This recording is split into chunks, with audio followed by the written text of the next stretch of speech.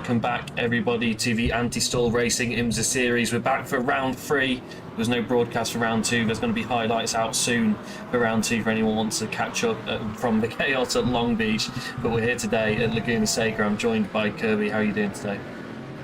I'm doing pretty good. Laguna Seca is one of those tracks where you look at it, you look how tight it is, you look how twisty it is, and you look at the amount of cars we're trying to shove into it, you know there's going to be fireworks coming at every single angle.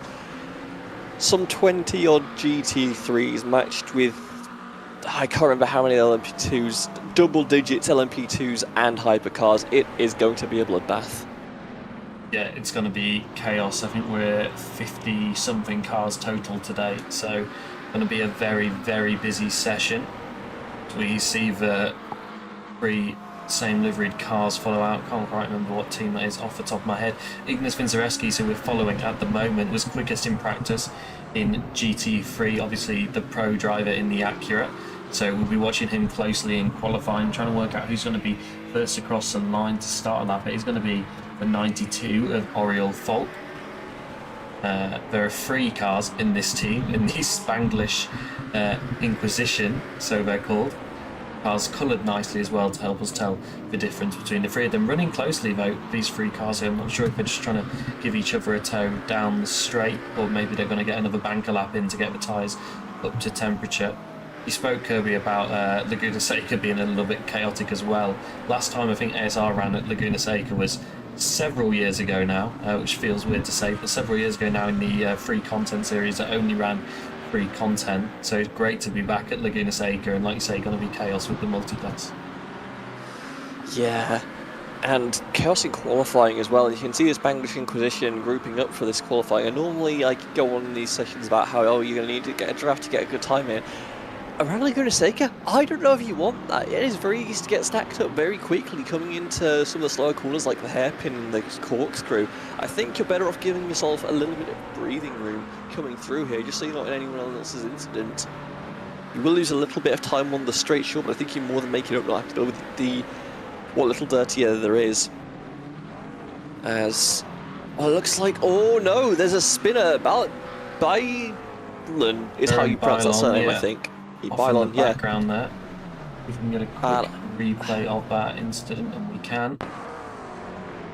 I don't know who that is chasing, but you can see just like that's a lap route because you have to get out of the way of this car. Like you cannot stay behind at that point.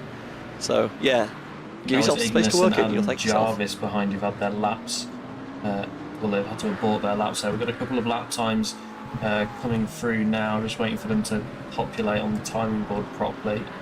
In fact, no, I think they all had off tracks. The only driver that did set a lap that's going to be valid is Matteo Vitali, quickly followed by Anthony Caranta in the AM class. Matteo Vitali obviously the pro class, so pretty good going for Anthony at this point to only be 3 temps off the pro class.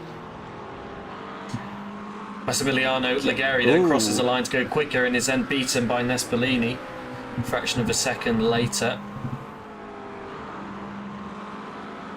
We'll swap those intervals to be proper gaps as well. We'll get the car logos up for you as well, hopefully. Go. Mustangs 1 and 2. We've got 2 numbers, that's pretty. So yeah, Mustangs showing well here. Obviously McLaren very popular since its re-release. A lot of showing there, but I remember when the Ford came out, it was a bit of a boat, and now it seems to have come back with the BOP, so looking quite good for those dark horses. Yeah, I think the BOP in the first season of the Mustang wasn't brilliant. Looks like it's kind of come back to it a little bit. Weird in iRacing, you tend to see the new car dominate as Oriol Falk goes to the top, followed quickly by Ignas in the Acura. As we talk about new cars dominating, goes to the top by just under 2.5 tenths of a second. It's not a small margin as well. This is not a big track, only 1 minute 20 lap times in GT3s, and to get that much of a gap against some pretty good drivers, that is quite impressive work there from Vincerevski's. But the car definitely working for him in these conditions. Absolutely. Ivan Ubera, first time this season in the Anti-Stall Racing IMSA series. He's set a purple sector 3 so far this lap. He's picking up a tow from the car in front, who I believe is actually his teammate Ignas. It's not, it's a different Acura in front of him, but he's going to cross the line and go to P2. So Acura's looking very quick today. Yeah, once we start getting some of these times filtering through, because obviously the way you push around this track, it's very easy to just try and carry a little bit too much speed. The flicks through turns 3 and 5 especially, you want to carry as much as possible. Replay for the 21. Carry speed through, I believe that's the exit turn 6, and just takes to the gravel and just parks it. Back out on track though. Got a couple of cars, Adam Jarvis with a lot of yellows and a couple of greens to finish off the lap, but he'll be happy with P7 given that's his first lap time, but he's not invalidated. He had a couple of stabs at it. Huge wreck. Sander de Boer turned into the barrier, spins himself on the exit turn 6. We have the replay here. Race control having a look at this one. Yeah, just takes the takes the very literal apex, and I don't think Hubertali, I'm guessing that would be chasing, had much of a reaction time in race control. Agreeing, they call it race incident and will carry on. But yeah, you want to greed that corner as much as possible. You want to be right down on the bottom. It's a bank corner. The grip and the racing line takes you all the way to the bottom. That giant sausage curb, the bane of every driver's existence. If you hit it, you are going to lose control of that car, as we get another replay here. Yeah. There's Ivan Ubera behind teammate of Ignis. Not much he could have done there to avoid the spinning car of Samba de Boa. That angle, at least, anyway. So we have an Ubera and an Ubertali. That is not good for the trigrams. Morzicani another one in the Mustang. Turn 6 claims another victim. Okay. Let's take a look at what happened here. I think he's just going to get a little bit too greedy on the way in. Does he hit that curb? Yes, he does. Boing. That is going to take out a few in the race, you would have to imagine as well. We're going to watch that closely, especially in the traffic. It's going to be really interesting to see. Going back out though, still a couple of minutes left on this session. I think they have 12 minutes now with the new 3-class format that we have in qualifying. The cars resetting there. A couple of cars also not to set lap times yet. That includes Ferran Balon, Michael Kellenberger, Matteo Lemre, Nicoli Monti and Sander de Boa. And Adrian Santana, who you can see on there, is part of race control and accidentally joined as a competitor, so he won't be setting a lap time. But a couple of cars still out there that haven't even got a valid lap time on the board, and they'll be really wanting to make sure they do. You know what a real mix it would be? If we sent Adrian on track right now, just said, hey, you join the race, go join the race. I think we could send him out as an like a driver-driven safety car. That'd be pretty fun. I don't think you'd get very far. Especially the same car as everyone else. Some people might think he's just slow. Right. These guys that haven't set lap times is getting pretty critical now. Michael Kellenberger might have just picked up an off track as well. He did in that previous corner, so this lap won't count either. A couple of those guys have now set lap times. Ferran goes to P6, he'll be happy with that. We've got pro cars all the way from P1 to P10 as well. Then a couple of the AM drivers, Daniel Maggioni and Robert Kovac, after that are in pro, and then it's all AM drivers. So just a couple of pros that are sat behind the quickest AMs right now, but we're talking a few tenths of a second that's making that split at the moment. These cars that haven't set lap times though, really getting into crunch time now. I think they've got 12 minutes to do it, like I said, so 3 minutes to go. It's basically an outlap and a flyer, and that's all they've got time for. Kellenberger's doing the right thing right now, just backing up a bit, trying to give himself some breathing room. He's getting quite close to the car in front. He got checked up on the exit of the corkscrew, which would really hamper his lap time if this was a flying lap. So he's just going to give himself some room. Plenty of space there. If that car in front does slip again, should be able to maintain a decent pace, and hopefully that car can get out of the way. As this lap gets underway, deep send through the slight flick that is turn 1 into the Andretti hairpin, double apex corner towards turn 3. How much speed can you carry through here? You want to get it turned, but you also want to get on throttle as early as possible. This is a fairly long straight. It's Monty not happy about an incident now. Let's take a quick look at what happened to Monty as he went off track, perhaps to avoid a car. Yeah. That's going to be a penalty for sure for the Mustang. Trying to work out who that is. Is it? I think it's It's Massimiliano. Let's take a look at how he ended up there in the first place. Yeah, Just over-rotating through the corner. Jimmy Broadbent, that is a resafe jointly. You cannot be doing that. That is... like he rejoins the racing surface, which is bad enough, but he doesn't even maintain control of the car as he goes through. That is very poor racecraft, I will say that much. Ignis goes quicker at the front to put nearly half a second between himself and his teammate, who were still another tenth and a bit clear of Luigi Nespolini, who currently sits third overall. Oriel Falk is on a fairly quick lap here. They've had a purple sector 1, yellow sector 2 and green sector 3, so there's potential here for him to move up the order or perhaps get it on the front row is probably the aim here. It's a big reach to move up 6 tenths to get onto pole position. On the front stretch make it through, so I was looking at the 4 and the 92 to take their lap times here, and that 92 is pulling over. Oriel pulls over, that's not going to be a lap time either. Car behind does the same, they know it's over for them. They're going to reset to pit lane. I'm trying to look who's still got out on flyer. Ivan Ubera on a flyer. It looks like pit lane start for Massimiliano Lagari for that rejoin. That's car number 129, that Mustang black and green. I think Helmberger got on the gravel and invalidated the lap as well.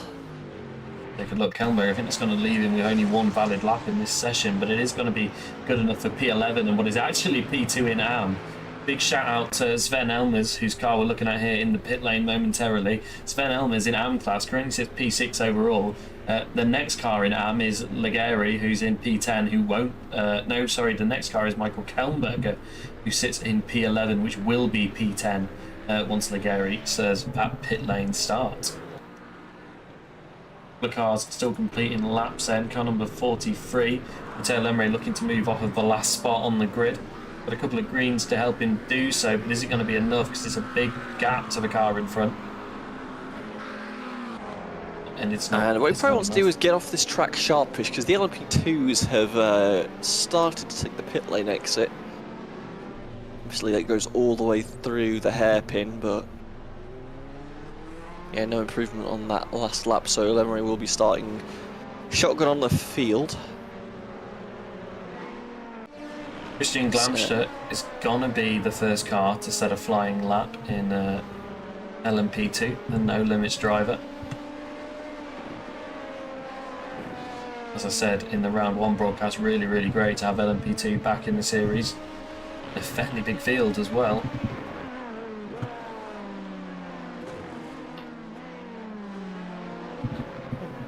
Combo gets another button for nothing.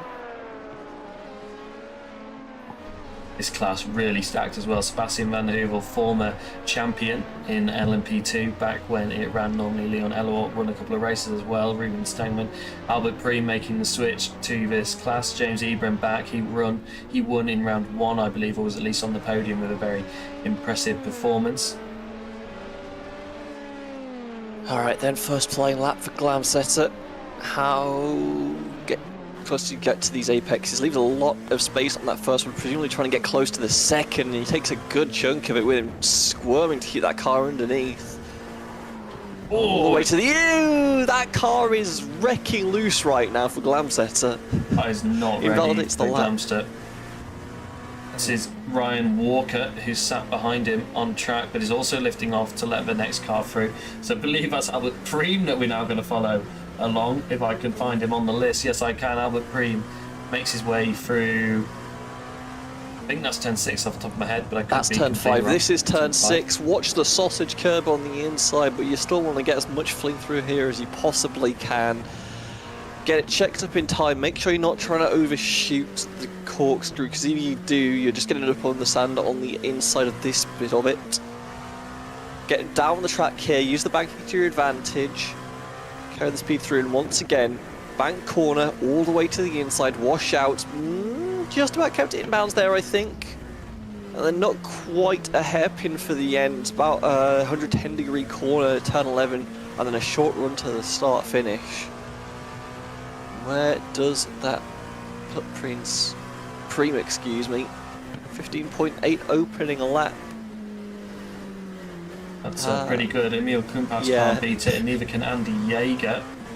And I said the lap neither time can like I had any frame of reference when I said it. Pring goes off Hoover on his takes second P1 fly there. and lap. Yeah, but Hoover goes to the top. Be pretty pleased with that one. We've got a load of lap times flying in. Melvin Gack, new to the series, at least wasn't here for round 1. I believe he may have been here for Long Beach, but of course I wasn't. So still trying to catch up a little bit on what happened the week I wasn't here. Like I said, the highlights reel is in work and there will be some commentary recorded to go over that. Anyone that wants to catch up, just a little bit more work to make sure we can get everything we need in there for those of you who obviously weren't there for the session.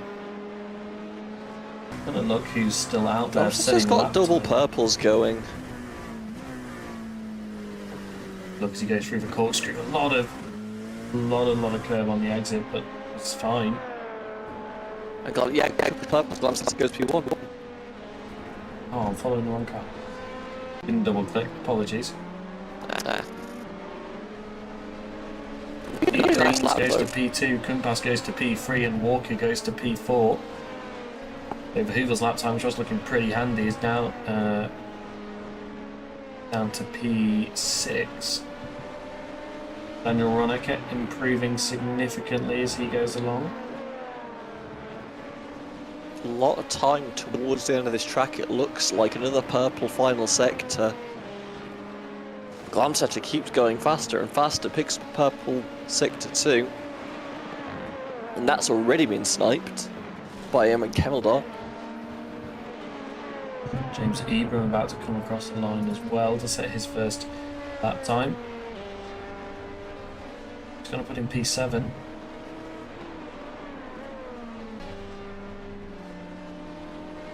Only sets a lap Melvin time. Gack is a very long way in the gravel pit off of turn 5.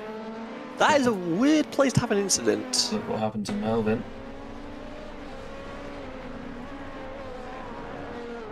But there's maybe been 2 incidents. That's the first one. Just has a bad time through, yeah. See what happened. Second one. This is turn 5. Oh! Can I just switch his ends on him? Maybe tries to put too much wheel in to try and get it through, carrying as much as he can through turn 5. There's a big wide corner, you can get a lot of speed through there if you put too much wheel in, and that car will snap underneath you. And presumably, given how small this track is, these cars are tending a little bit looser than they might typically. Yeah, so if you have anything like that. Preem's gone to pole position while we were watching that. Just a lap time of interesting Koenig with a purple sector yet to set a valid lap time. I think they'll be hoping to get it done this time round. Shank stop driver drives to the line. Jay Zebran goes to provisional pole position. A 1:13.6 flat. Koenig only P10 with that purple sector one. There's a lot of time for him to find out there. Leon and Ruben both not being out on track yet. I believe they are still in the session. Amster goes to P1 once again. These lap times keep dropping down as it's getting a little bit darker here, and got headlights properly on now as well. It's getting a little bit darker, track's getting a little bit cooler and it's rubbering in.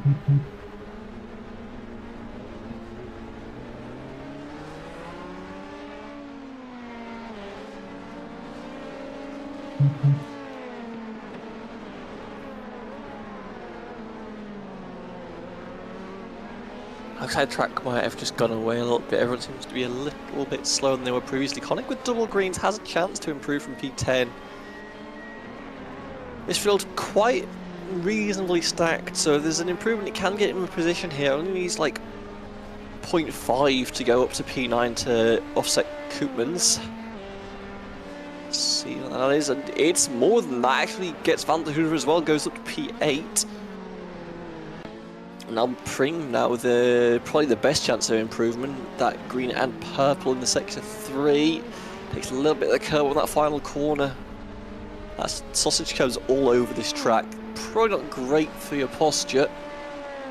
Not an improvement for Preem, actually a couple of seconds off his best time. Probably had an incident in in the corkscrew, excuse me.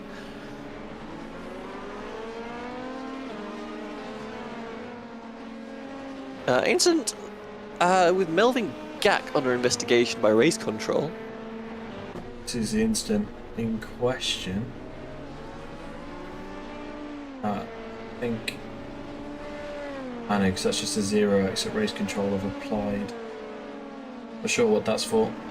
We'll wait to hear from race control. Oh, There was a spin coming just after that, wasn't it? Ryan G. Walker out to improve. James Ebrans had a spin note. Oh, and he tags Albert Preem, who was on a pretty good lap up until that point, I think. Impeding is the investigation that race control are having for Gack there. So we'll get back to you on that one. Walker goes to the top with a purple lap time, a 1:13.375 to put himself just under a tenth there, Christian Glaumstadt. A lot of greens for Van der Duver there. Yeah, let's see what he can do. We've got a lot of people getting off tracks around him, but he's going to push it to the line. Car behind gets a little bit loose. Does that lap time put him up to P8? Yeah, I'll take that one back. Linda Cock also improves, but gets knocked down immediately thanks to that improvement from Sebastian. Conning with a purple sector 1, but double yellows doesn't fill me with confidence, I have to say. Loudon Stegman, I have not seen them on track. No. So I presumably they'll be starting towards the back of the field, and they're okay with that. It does appear to be. It looks to me, at least, like they're still in the session, Kirby. I don't know if you can see that anywhere a little bit better than I can. Let me have an investigate.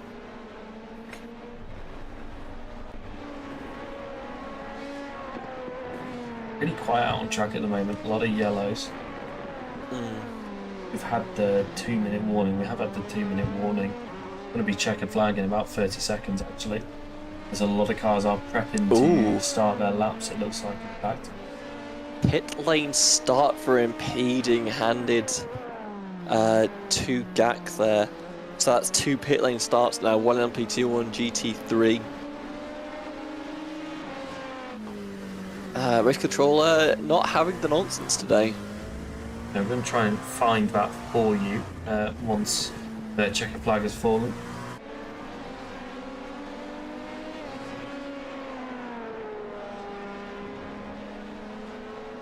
Yep, there's the checkered flag for LMP2, as presumably. Oh, Gacken, I don't know who that is. He's got an incident on the turn 6 again, but it looked like they came together. James Ebram. Oh, double spin. Spinning in sympathy is what that was. Doesn't look like anyone's going to improve, so we'll try and find out what happened with Gack.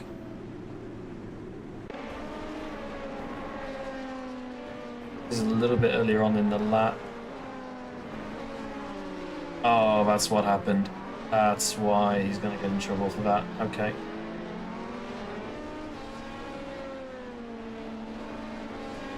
Just take one more look at that, but it looks to me like Gack's had a little trip off track. Come back on to the racing line. Yeah, and got right in the way of Sebastian. Fair enough. Either way, hypercars now entering the track. And oh, we've got evasive maneuvers taking place. Simon Bamber has to dive out of the way at the last second to not cause a collision there. I think he's going to get unsafe pit exit warning for that. If we know what happens here, and everyone's all over the place. That's post incident. There's someone in the wall there. Yeah.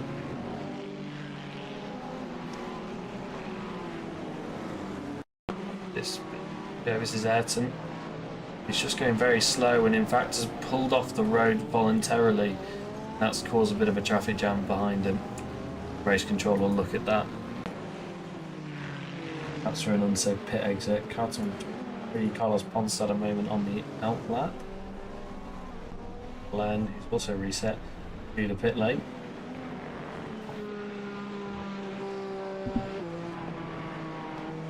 Just trying to work out who's going to be first on the lap. I believe it's going to be the 992 of Alessandro Lelli. Yep. And now the real speed comes in. Same sort of level of downforce as the LMP2 machines, but with much beefier engines. On a track that you can carry a lot more speed through means you can do a lot of damage through these corners, but you need to be careful to keep it underneath you. Again, these cars probably set up fairly loose, so you got to have quick hands and nerves of steel to really carry as much as you can through there. Out to in to out at its finest through turn 5. Watch for the curb, but go as deep as you can. I think the other big thing to remember is for all of these classes, this isn't a track that we've regularly seen them race at, so especially with new tyre models this season, I don't think anybody's going to really have a setup for Laguna Seca, so everyone's probably been trying to adapt whatever they see the closest track to this one characteristic wise for this track. So it's definitely going to be interesting to see, especially tyre wear over the full race stint as well when we get in the race. But there's a lot of people with cars that are maybe a bit looser than they would want them. Typically, presumably that's going to be the pit lane incident there under investigation by race control.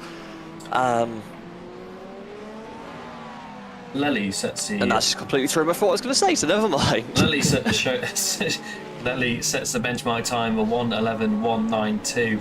That was... oh, come on, we've got them flying in. I mean, David van der Back currently sits second, Matthias Weitin, P3, Juanto Avale, P4, Alvaro Gutierrez, P5. Said them all before we got any more in. I think Van der Moelenbroek is going to be next across the line, except it doesn't look like that time counted. So Ayrton Koikhoven is going to be next across the line. I'm going to try and find that camera to show you. Here he is in the Acura. Comes to the line of 1:11.192. No, it's not. That's Lelli's time. Just not updated yet. It's a 1:11.810. Jeffrey Ross across the line as well. We'll see where that time puts him. P4 for Jeffrey Ross. Lelli, though, is flying with all purples on his second lap. Now the tyres are up to temperature a little bit more. Kind of going to be 2 laps and done in the GTP with the hybrid system as well. So what does Lelli do this time? By a 1:08.846, and he does carry on again, in fact. So it looks like people are maybe doing 3 runs. Quinton Verdonk goes P3, Moniz Heister goes to P4, Simon Bamber to P4 now. John Paul Seaman sets his first lap time. It's only P11, but that is his banker lap. Juanto Avale up to P3 now. Alvaro Gutierrez to P5. Some of the drivers in the Daytona team, when we were driving the hypercar, were complaining that these tyres on this model do take a while to fire up. So presumably we're going to see cars going along, trying to build some heat as long as we can, and just try and build speed over time. Note on Glenn van Dooijsweerd, that is definitely the wrong pronunciation, and I do apologise. Procedural issue there. He's in the wrong car this evening, so I can't remember what the penalty for that is, if it was just a one-off, but I'll defer to race control for that one. Nope, never mind. I've got update from race control. The sheet they were referring to was wrong. For those of you who aren't aware, the penalty for that would be that the points scored in this round would not count towards the championship results. They would still be allowed to participate in the race, but that's not the case. So Glenn Van, I'm going to have a go at it. Dooijsweerd, let's guess that. Is still under investigation for that lap 1 thing, lap 0 thing, but that is a race against him. So no penalty there, it looks like. I think those first couple of slower laps were maybe before people got their hybrid turned on. Look like Lelli's got this setup dialed in though. Well, it's just been pretty outright quick, but some people struggling. Interesting to see the Acuras at the back struggling whilst Lelli's on pole position. Gutierrez unhappy with something. Sure what that was. Jeffrey Ross goes to the top with a 1:08.724. It's not over though, because Lelli's going to fight back. He's got 2 purples. Quinton's got 1. They're going to come to the line in the Acura for Lely. And it's back to pole position by just over 3 tenths. This is absolutely rapid. I was saying the tyres could take a while to come up to temp, because if you combine that with the battery, you can really get some insane time swings coming in through here. But yeah, I don't think we're done yet. Again, these tyres take a while to come up. I think it's like a 10-11 minute session. I think you're only going to see the fastest laps at the end of this. So presumably you're filled for the full session. You're just going to keep it out there, keep as much heat building as you can, and just keep pushing for lap time.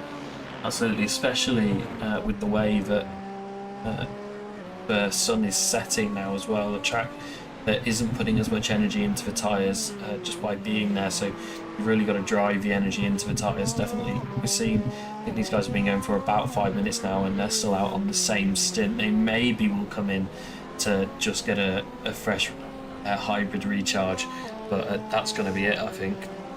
Oh, Ayrton Koivkoven, lazy spin off of turn 3, I believe that is. Final angle of it, but showing a barrier. This is right one. Looks like he's in the wake of the Ferrari ahead, and yeah.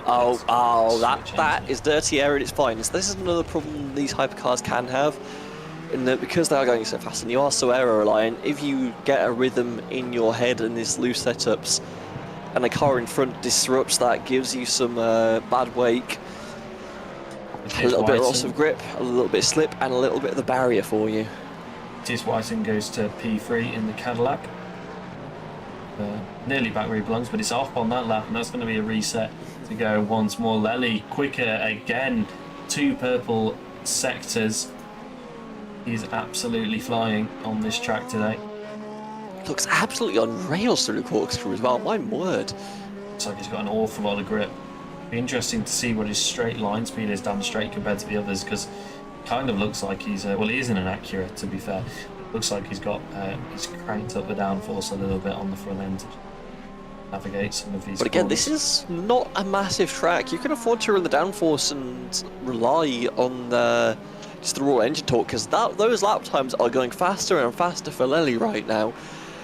If he's running all the wing this car can produce, by all means take it, because the lap times are indicating that's definitely where you want to be.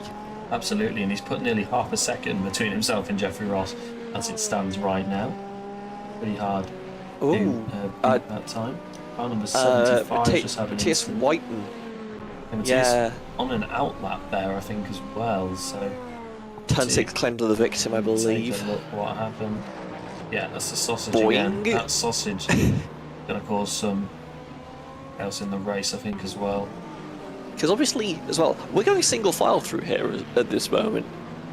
You don't want to be going too wide. You don't want to be too wide through turn 6. I'll tell you that one for free. You need to get it sorted through turn 5, because if you're side by side through turn 6, one of you is going in the gravel, or one of you is having sausage for dinner. Well, this is one of those interesting moments where the GT3s actually have a little bit more power over the prototypes as they come through, because they can kind of just, if you're going to send it down the inside, you're going to end up on that curb. Very, very difficult for a prototype to send it up the inside there and not get all over that curb. So it's going to be interesting to see how patient people can be. And corkscrew. Oh, turn 6 again. Juan Ovale just about holds onto it though. That's actually a really good save. That is the wrong clip from Ovale.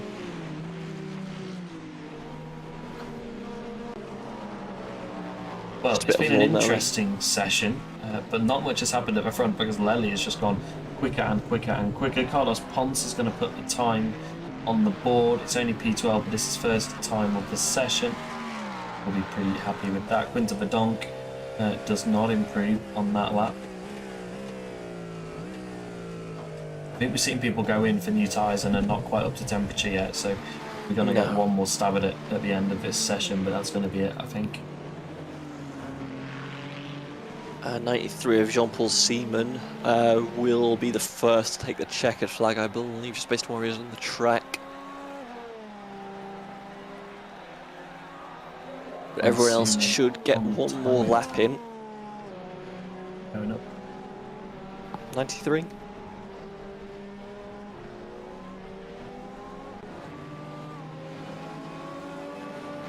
Valley's decided to park it. That will be the end of his session. Verdonk takes a huge chunk out of the middle of the corkscrew, comes to a stop. Seaman takes the line. That's good for Seaman. And goes to P3, but yeah, only before that he was outside of 107% as well. That would have put him on race control's radar, but that lap time was going to put him within 100%, and most importantly, on the second row of the grid. So the Acuras looking pretty strong. More importantly, I think, like, still more than half a second behind Alessandro Alessi. Insane lap time there from the Acura driver. As we have a look at Kuykoven coming through the final corners. And you've got to say, Jeffrey Ross goes a little bit closer in P2. But still 2.5 temps. You've got to say for Lely as well, it's been consistently that quick. It's not just a one lap with a toe or something. He's been that quick all session. No, absolutely. The lap times have just been so consistent from Lely this session that it's hard to really argue with the result, but the magnitude is what astounds me. Had the run of the field, and again, it's a small track, so these margins should be significantly smaller than they actually are, but a quarter of a second lead that was half a second for the majority of that session for Alessandro Alessi is nothing to be sniffed at.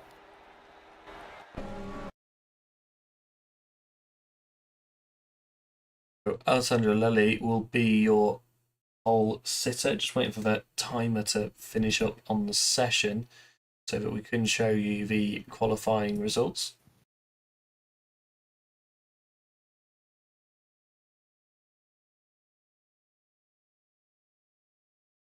And we have just hit 0, so we should get qualified shortly. Go GT3, so Ignis Vincereskis puts it on pole position for Pandemonium Esports, and that is one slot ahead of his teammate Ivan Ubera, who goes P2. But nearly half a second advantage to Ignis is extremely impressive at this point in the day.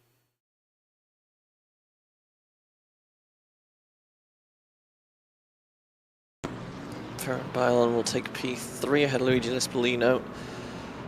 Spanglish Inquisition 07 Racing side by side there. It's more Spanglish behind them as Oriol Falk takes P5 alongside Sven Elmers in P6. Alan Jarvis lost Spanglish car. Starts in P7 with Daniel Morphy, the privateer, ahead of 07 fifth row lockout Noah Zawagi, and Massimiliano Ligeri. There we go. That took me a few, because I read like 7 different words for that first name.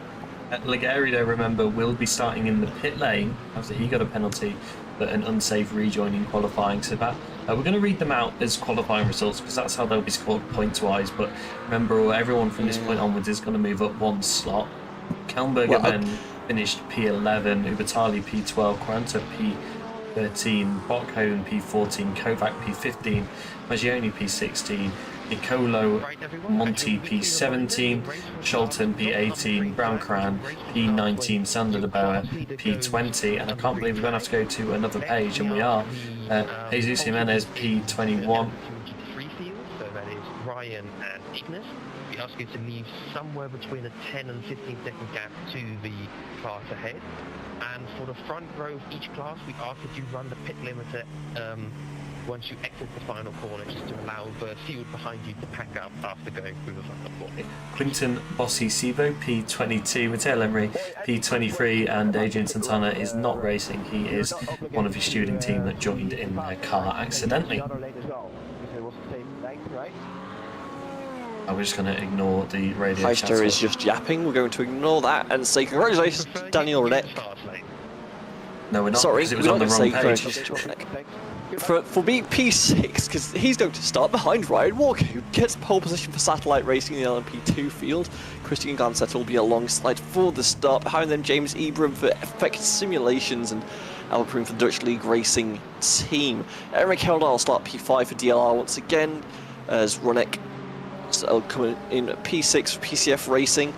Piet Prince, the DLR driver, will start P7. He'll have Tristan Connick for Schenkenstroop Racing. More words I'm struggling to pronounce. However, I can pronounce Liam de Kock for Velocity Racing. He'll start P9. He'll have Sebastian van der Heuvel for Company for Clog Pipes Racing team. Emil Kumpas will start P11 for Effect Simulations. Andy Jaeger behind him from Dutch Sim Racing Team. Melvin Gack and Ruben Stengman will start behind them, and Leon Elwart will start on the last spot of the grid, but there was no time set by Ruben or Leon in that session. I am trying to just believe Gack actually has a pit lane start for the impeding incident. Leon or Ruben warm up either, so perhaps they're not taking part in the race. Let's take a look at the GTP qualifying results. So Alessandro Lelli, as we discussed, is on pole position with that mega lap, and several to go with it as well. Jeffrey Ross at the end managed to get a little bit closer to move himself to P2. Jean-Paul Seaman P3, Matthias Weitin P4, both for Dutch Sim Racing Team. Quinta Badon for Pandemonium Esports in P5. Ayrton Kooijhoven for Velotti Rating P6. Then Davy van der Wacker for, well, it says privateer, I believe it's actually DLR in P7. Alvaro Gutierrez P8. Quanto Avale for P9, both those drivers for Go Esports. Simon Bamber for Effect Simulations in P10. Marnix Heister in P11 for Dutch Sim Racing. Vincent van der Meulenbrucker in P12 for Dutch League Racing. Carlos Pons P13 and Glenn van Duyevoort for DLR, that's Dutch League Racing, in P14 with no lap time set. And breaking news, hot off the press, we have another pit lane starter, this time in the GTP field. 37, Marnix Heister. Rules impeding, and I believe that would be qualifying. So that'll be another pit lane start, and that means we've got one of each class going from the pits at the start of this race, and I find that cute. Yeah, those guys got to make sure they come out behind everyone in their class as well.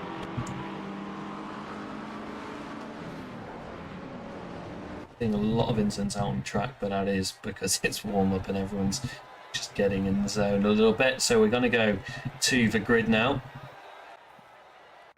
As I'm sure everyone's aware, the classes are gridded separately now. There was a little bit of a mistake in the session last week where they were not gridded separately, but the classes are gridded separately and will start separately, and they will not start on the green flag. They will start when their leader goes in the defined start zone. The start zone was defined by race control. We're going to have a full warm-up lap here today as well, but that start zone, if you can see just in the top left corner of your screen, there's a little bit of white painted bricks just next to the GTP title card, and the start zone starts there and finishes at the start-finish checkered flag line that the cars are just behind now. So that's the start zone for the beginning of the race. That's when the leader in each class will go. The classes should leave about a 20-second gap between the classes, which means we can watch the cars roar their way to turn 1 before we quickly jump away to watch the other classes make their way through the same bit of tarmac. Pretty much everyone gridded up now. We're only missing a couple of cars, and that's pretty much the cars starting in the pit lane as far as I can see, and in fact it is just the cars starting in the pit lane that we're missing, and that's why we're going to go straight to, well, it is green, but Lely not setting off. Lely? As the first line continues to go, I'm not sure what's going on here. Getting flashing lights from everybody as the other cars just make their way around Lely. What is going on? Like, fair play from, I don't know who like that. Everyone be aware, on the left-hand side there is a car stationary on the grid. This is ridiculous. Yep, Lely toes. Okay, he toes, that's good. Because we would have had to throw a safety car if he didn't move, I believe. Has now towed to the pit lane. Lely from pole position then. Andy, who's on pole now? Am I, or is the left side still? That's a good point from Jeffrey Ross. We're not sure. I was going to say, yes, car number 15 now controls behind the car field. So 15, that's Jeffrey Ross, who would have been the outside starter, yeah. Yeah, would have been P3 on the grid, would he then, originally? No, he would have been, he was P2 now. Okay. So, yeah, so he was on the front row, now he'll be starting the race just from the outside instead. Assuming I got the way the track was set up. So we'll have a start either way. Leslie's going to have a lot of work to do, because there's an entire field's worth of the hypercars he has to drive through. The pace is absolutely there. I just don't know if the track width is there. This is going to be a very dramatic race for all fronts. This is going to make it a lot more interesting out front as well, because Lely looked rapid. We weren't sure what his race pace was going to be. We're going to get a little bit more close race. A bit closer to the GTPs than we are. LMP2's been told to hurry up by James Ebram because there is very big gaps at the moment. Let's throw the track map up for you quickly and you can quickly see the gap. So GT3's not even at turn 5 yet as they're about to go green in this is going to be hypercar. bedlam. Jeffrey Ross will lead them from the outside. Limiters on for these starts till we get to the start zone, at which point Ross will drop. I can't remember where the tarmac is. It's about here? There we Where go. the Ross tarmac can is go at some now, and point. he does go. It's green. Jeffrey Ross makes a good start, but I think that's Zappate's Viton trying to go around the outside of Jean-Paul Seaman, the man that was third on the grid. Is going to maintain the position as he hangs his teammate out to dry, it looks like, and they all slot in nicely. Everybody, no, not everybody making it their way through turn 1. In fact, it does look like everyone eventually made it through. LMP2 are green as well. Christian Glamster in P2 defending from James Ebram, who's made his way up the inside, and he's going to slot through into P2, but he's going to fight back for Glamster, who gets back ahead of him on power as they make their way into turn 3. Got one tower in LMP2, it looks like. Car Got from the one instant background behind. there. Andy Jaeger, that is. In some sort of instant, it looks like Ignis Vincerescu is going to lead the GT3 field to green. Jeffrey Ross has had an instant now, trying to find out what's happened to him. He's just dropped down the order significantly. We'll have a replay later on, and apologies, not sure what's going on here, but that is Ignis down in someone. What's happened to Ignis's teammate, though? Who didn't even make it to the green flag, it looks like. Very, very bizarre. Ignis leads his way through turn 3 as they're right on the back of one of the LMP2 cars, which is not ideal at all. Whiten and Ovale under investigation for a lap 1 incident. Well, he's going to try and fix a thing.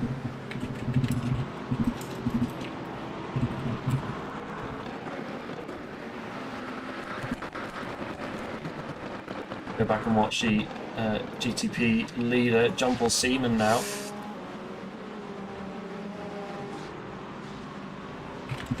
Yep, so Siemens pulled away from Van der Wacker and Verdonk. Oh, bit of a checkup coming through the corkscrew for the GT3s as we're going too wide through here for some ungodly reason. Apologies everybody, just killed some software and hopefully we're going to get clean running from now on. Oh! Daniel Rock spin, turn 5. Doesn't look like he's got anyone. Just got aero wash on the way in, it looks like, yeah. Yeah. Instant for Sander de Boer. Oh, big pile up. Emiliano Lagares. Sander de Boer. Yeah, here he goes. I think this is going to be the catalyst for the incident. It's not happened quite yet. Not sure what's going to happen here. Emiliano Lagares down the inside. Oh, that's a dive from a and that's a hypercar. tag, yeah. Oh. Oh, it's all kicking off already. I don't like that rejoin. Oh, I really don't like that rejoin. That's going to go to race control 100%. Matthijs Viton is now your leader in GTP, and we're still getting lagginess. CPU death. Yeah, exactly. Still, you can see how dangerous it is for these hypercars to try and carve through this traffic because they're trying to race each other and you're trying to pass them on a very narrow track with just enough room to make that move. Jean-Paul Seaman does manage to hold on to it 3 wide past 2 GT3s on a very tight exit turn 6. Manages to keep it going forward. Oh, car flipping! Glenn Van Duyswood's taken somebody with him there. I believe that's Ovale. Apologies everyone, just be 1 second. I'm going to try and...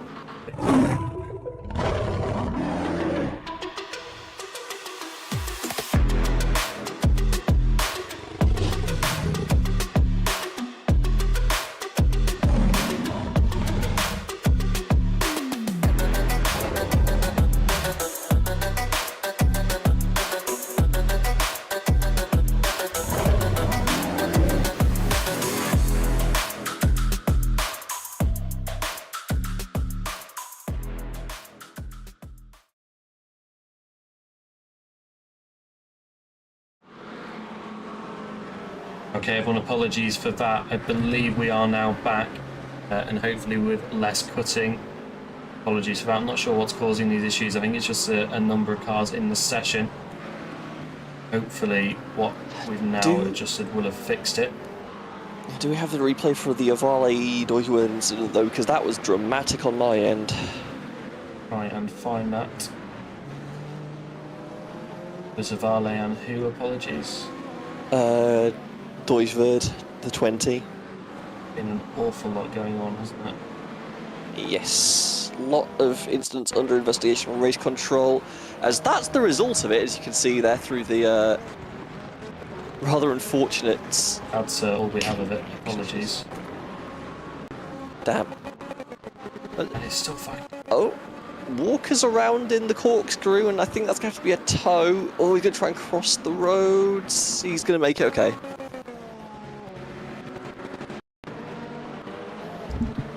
I don't even know what else I can turn off at this point.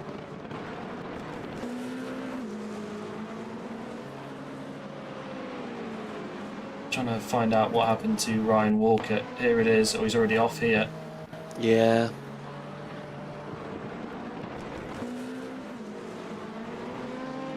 Not a bad rejoin though, all things considered. I think he made the best of a bad situation there. That's just a terrible place to be parked. I would have considered towing just to not get in anyone's way, but I can respect.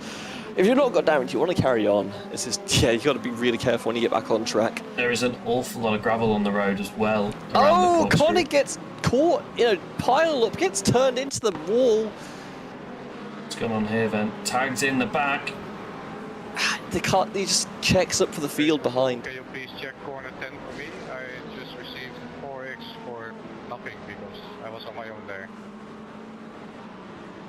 It's a very bizarre incident that Connie was reporting on the radio there. Oh, a huge pile up into the hairpin. Race control to check with Emil Koopman.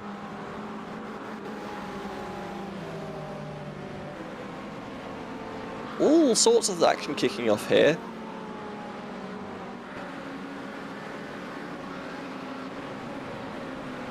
Trying to keep track of who's going where at this point. It's some huge pile up into the final corner. Koopmans goes around. He's parked sideways on the track. Oh, huge collision with the GT3. Let's take another look at that then. It's all going to get a little bit chaotic as everyone bunches up. We've got GTPs, LMP2s and GT3s on track at the moment, and it all just concertinas a little bit in the final corner, right in the race. and then the GT3, that's car number 62. Not sure who that is off the top of my head. Either way, I don't know if Koopman, I think, would have been better served holding the brakes there. It was parked on the racing line. I agree, it's not a great place to be, but he gasses up and I think pulls into someone. Unfortunate for him. Under investigation by race control, as you would expect.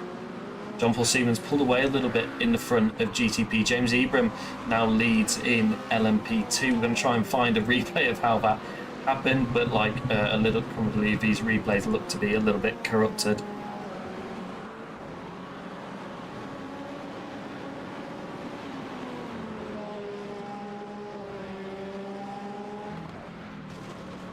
Let's try and find a couple more things. Nicolo Monti has been off track. I'm not sure what's happened here. Oh, That's a very sad-looking car. That's the car 62 that had that incident earlier, and looks like he's tried to make it back out before the... I think because he towed and his fast repair wasn't turned on, he couldn't do his fast repair. So he was trying to drive back. I don't even know if he towed. I think he might have just stayed out and is trying to bring it all the way around the track to take the repairs. That would not be advisable, but it wouldn't surprise me to learn that that's what's happened.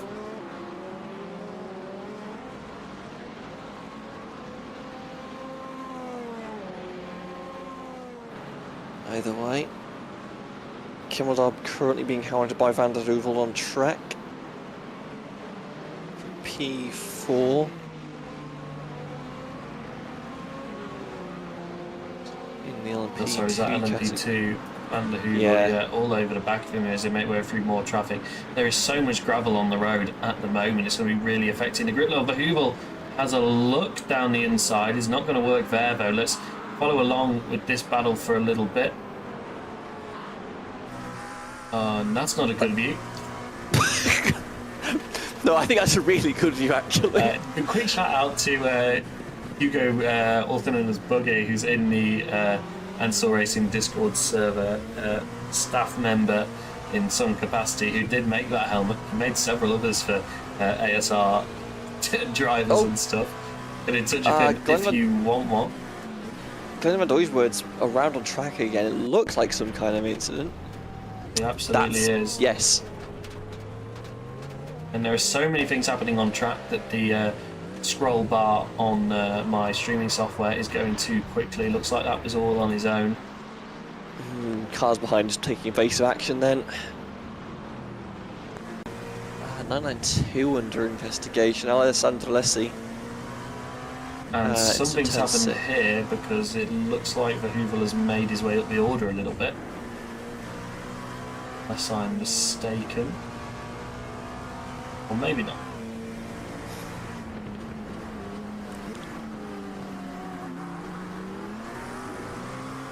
At this point, who knows? We're just going to let him go for another 50 minutes. Someone's going to win the race by crashing the least. Notice I said the least, not crashing. There's an awful lot of chaos going on. I think the way that the cars are spaced out due to that car on the grid has caused the traffic to come around a little bit earlier than usual, and it's meant that we've actually had all three classes all at once, which has caused a lot of chaos. We've got a car in the pit lane now. That's Jesus Jimenez, who has been off track. Let's take a look at what happened to Jesus. This is... Oh, netcoded. Out on behind. Like I say, it looked like a bit of netcode, and it looks like that car's maybe crabbing a little bit as well. Something on the suspension is broken. That looked like a hard phantom hit. Can you please look to the last corner incident? I just got completely hit on the rear. Kron, again, Find out. another rear tap. On the log.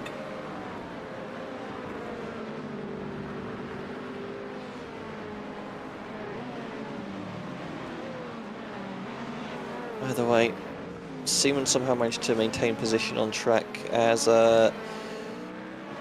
who got that? Oh, that. Stewards again. I just got sent off by a GTP in turn 4. Apparently not happy at all. No, Kran's having the wars, as it would turn out. Trying to find that car number now. I don't suppose you know what car number it is off the top of your head. Brian Kran is the That car number 4.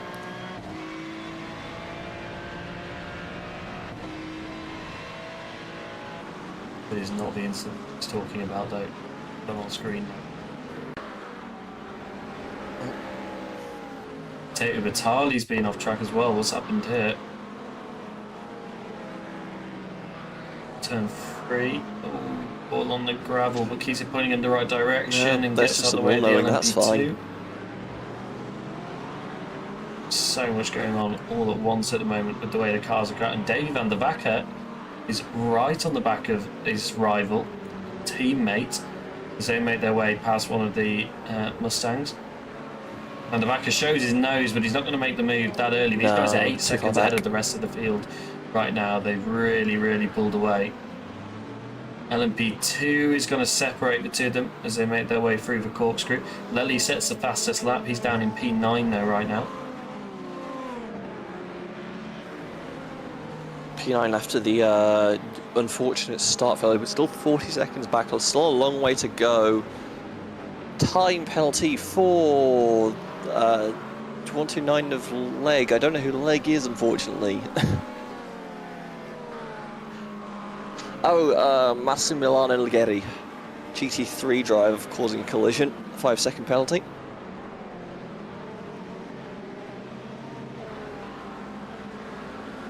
Anthony Caranta has made a move on Sven Elmers. It's going to be on the pit lane entry. No, it's not. Sven off to the side there. That's Matteo Batali's just past there. So he's past Sven Elmers somewhere else, but that looks like it was possibly in the pit lane.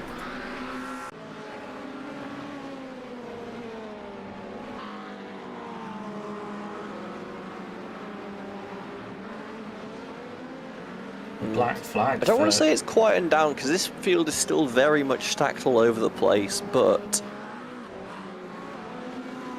it's a lot of cars still to overtake, but they have spread themselves out a little bit thinner, so the hypercars should have an easy time getting through the field at this point. So we shouldn't have massive stack-ups. Relatively calm down, it looks like. Unsafe rejoin issued for the 46, I believe that was, I think of... that's that one in the final corner that we saw, isn't it? Yeah, Sander de Boer. English Vintarevsky's past Simon Bamber. But what that is, though, that must be out in pit lane now. Ignis still leads in GT3 Pro by 7 seconds to Luigi Nespolini. And Daniel Morphy in E3 there. Michael Kellenberger leads Anne by 4 seconds to Cinnabot Coburn. Another couple of seconds behind that to Anthony Simon Caranta. Bamber's just fallen down my order significantly. Oh, is he in the pits? Never mind, that would do it. But why? I guess it is in the pit window. If you've got damage, you might as well take it now, but...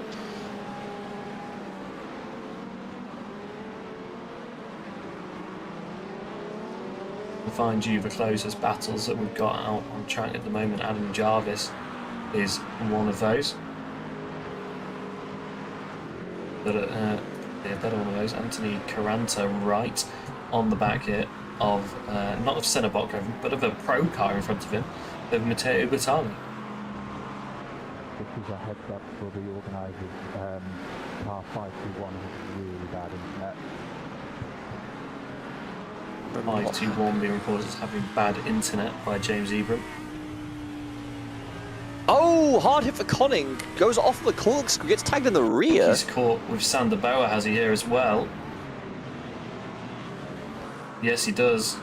Oh, I think he triple drove stack. into the back and then Sander Bauer, and then he got driven into the back of as he had to check up after that. I think Anthony Caranta got shown the outside of turn 11.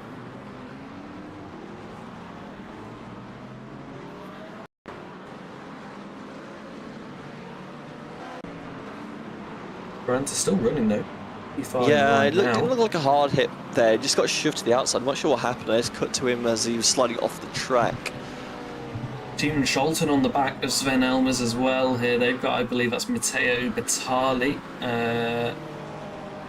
Tell a lie, that's Robert Kovac directly behind them, but Robert Kovac in the pro class. But Tiemann all over the back of Sven here. Drive-through penalty for the 20 of numbers is hard. I apologise. With DOO was the Glenn Van Doyswood. Yeah. The hypercar. It's currently a long way off the lead at the moment. Yeah, Several that drive-through is laps not down. going to help that. Not holding the brakes for an unsafe rejoin. Race control not having any of that.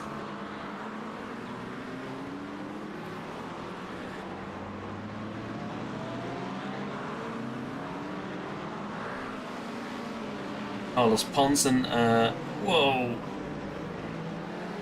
to get out of it actually. He was getting close. Has he just been overtaken by the LMP2 or has he made a mistake? It's hard to tell at this point. Who knows what's Damage. going on at this point? Tell you who does know what's going on, it's Quinton, it's Jeffrey Ross. He's all over the back of Quinton Verdonk, practically pushing the Ferrari in front through some of these corners. Ross obviously started How you? a little bit higher Oh, up than car this. around Himmel Scholten. It's got us a massive pile up. Gets spun on the apex of a corner. Nobody had anywhere to go.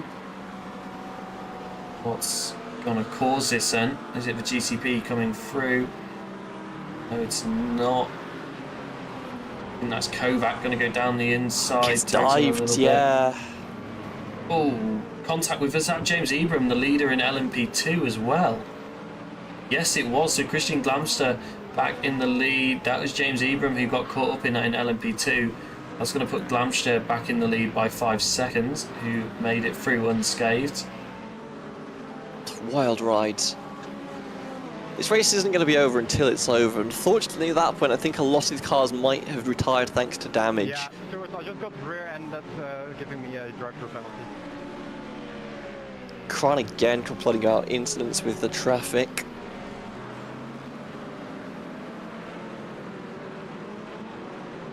Incident we get between Melvin Gack and Bram Kron.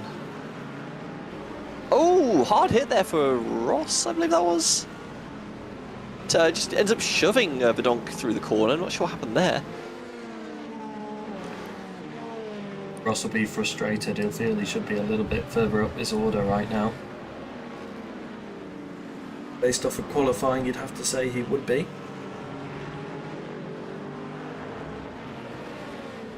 So do you have any of Crom's incidents? He's been getting tagged a lot. In my... I have one with Melvin Gack. Gack's lap 14. There's Matteo Lemery. Is that Matteo Lemery? I've made this mistake once already today. Problem is I've had to close iRace control to try and save the CPU. Yeah, Matteo Lemery has been issued I believe that was a 10-second time penalty for causing a collision.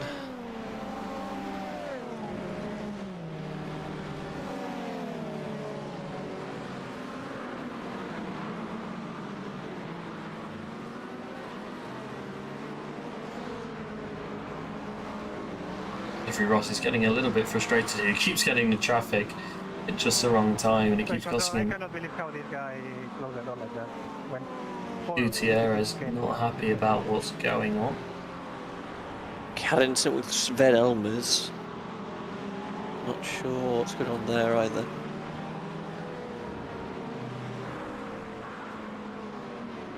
Gutierrez must not have been happy with the LMP2 rather than a car in his own class.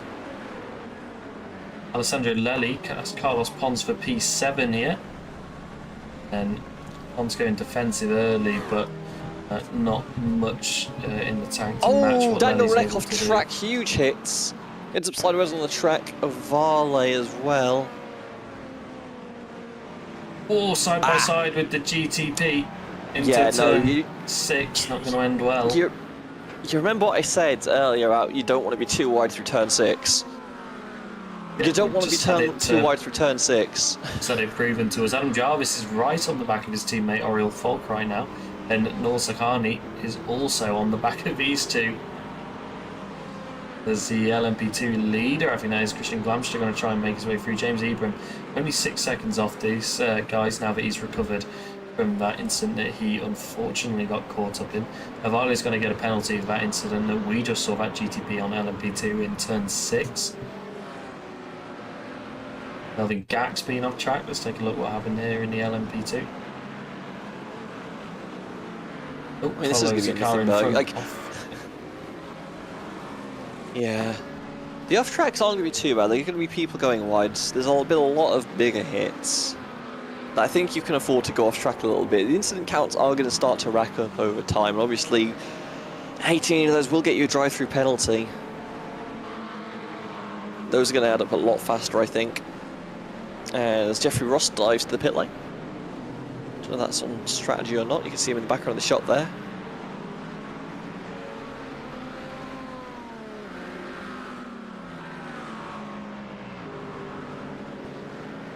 Jeffrey Ross to the pit lane for the first pit stop in GTP. 23 minutes into the race, that's a confirmed 2-stop for Ross. Be surprised if anyone's trying to make it on 1 stop here. Lemeray, drive-through penalty, causing a collision while in an unsafe condition. It's very bespoke penalty there from race control. I can't remember the incident, unfortunately, but I don't think we've actually seen that one. I think the only thing I can think of is the closest we got was oh, who was it? The Le Mans race.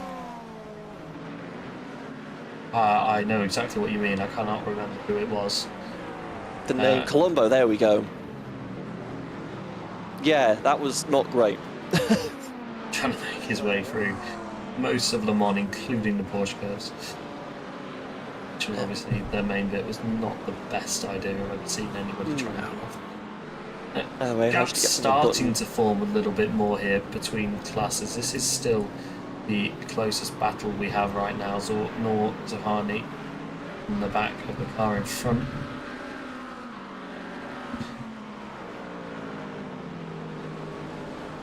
Jeffrey Ross Still is now seeing- out of the pit lane. No one else has pitted yet. This is about where you'd normally expect to see the pit. I wonder actually if they're trying to make a one-stopper work. I'm assuming where the fuel percentages are still similar enough where, you know, it's going to be a 22-25 minute window. Where you'd want to think about pitting, but given how short this track is, if you can maybe get a bit more time through the corners, we go to a replay of Heister. Getting Carlos very Pons deep for in the corner. P7, nice move. Slots into a very small gap to take P7 away from the Ferrari driver behind now. Vitali gets on the button to call for race Van der Vacker control. and Seaman both into the pit lane this time by as well. 169 of Tristan Conning, 10-second penalty for causing a collision earlier in the race. Penalty starting to stack up a lot now. Race control able to at least go through some of these incidents. As car off, losing the bump to GT3. I didn't quite see where it was, unfortunately. Senna Bokhoven perhaps. Doesn't look like the right colour scheme. Here it Just is. gets shoved off, and the bumper decided it had enough of reality. That's going to definitely go under investigation by race control, and I think in fact it already is. Lely's also in the pits. Seaman and Van der Vacker are now both out of the pits. Vacker, which way round were they before? I thought Dave Van der Vacker Seaman was leading. Seaman was leading, so he's extended that lead a little bit in the pit stops. Jeffrey Ross is way off them still though. Very down well with him, but not much he can do at this point, unfortunately. Michael Kallenberger 19 seconds in the lead in GT3 now. Yeah. Getting black flagged And again. I don't know, I'm not looking at the relative who it's putting in. I'm sorry, man. Ibram and Kron. Yeah. Ibram. I just got the rear ended calling pit entry. LMP2 just cut the final corner and rammed into me. Are you sure you're not getting anything from Kron? I've heard him on the button a lot, but not seen a replay from him. I've not seen anything pop through. I've just. Because I am seen- seeing it on my race control. Hold on. I'm not running race control at the moment. Fair enough, yeah. This will be the. Well, there's the incident. results, which would Going off the indicate. track for the first time, I think. Well, that was weird. It sounded like Ibram was just caught off guard. But like no, because he even went all the way off the track. I'm not sure where he was I going. think Ibram was not expecting the car to be pitting and going that slow, and then tried to avoid what went the wrong way, obviously. Yeah, but like, why are you slow there as a GT3? Either way, I think he was trying to make it into the pit lane, what he said on the radio, but but I disagree with his indication of where you want to be braking for pit entry. Then I very much agree. But yeah, Quinton Madon on the back of the Ayrton. James Boykoven Ibram's here. parked it. Doesn't That surprise is me. weird. We've got a chunk of damage and out of the fight for the lead before. Definitely not in for just his normal stop. No, he's out of the car, isn't he? Yep, James Ibram has in fact retired, I believe.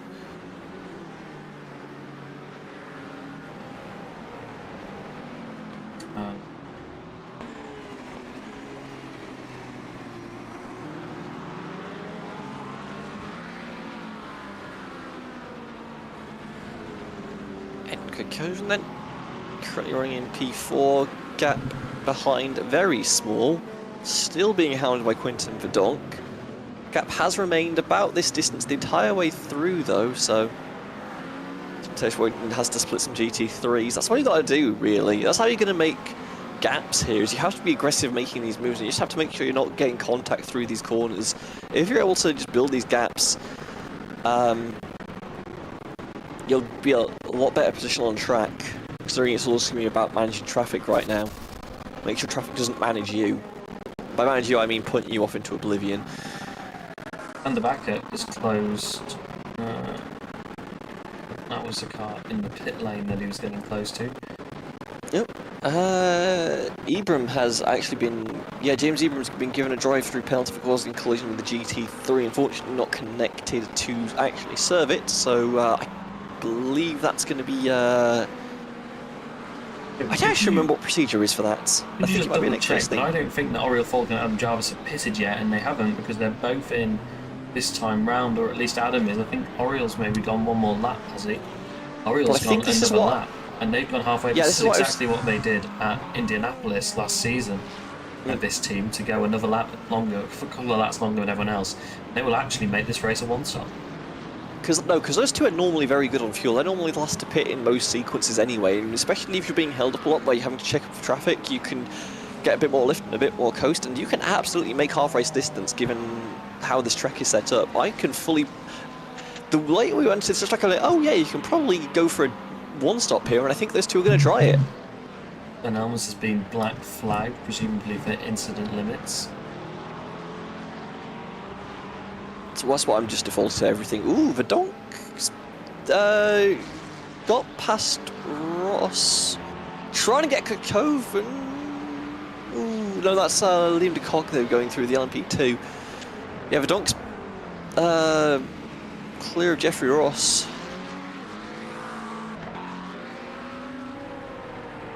And trying to get away now. Oriel Falk. Trying to find him on the timing tower, and I'm currently struggling. He's yes, that's because he's leading GT3. He's in now. So Ignis was the leader before all of this, but he's obviously made it to half-race distance, so that definitely shakes up the rest of this race. It's not a massive... ooh! I've got a bit of an incident between Kokoven, Rornek and Kovac, listed as a 4X. Yeah, let's take a look at this. I'm seeing the same thing as well. The white showing me That is Oriel Falk, who's none of those people. Daniel Reneke here. All three classes trying to fit into about a metre of space is not going to work. Everyone comes off relatively unharmed. Don't know how they made it, but by God they did. Yeah, that is very, very bizarre.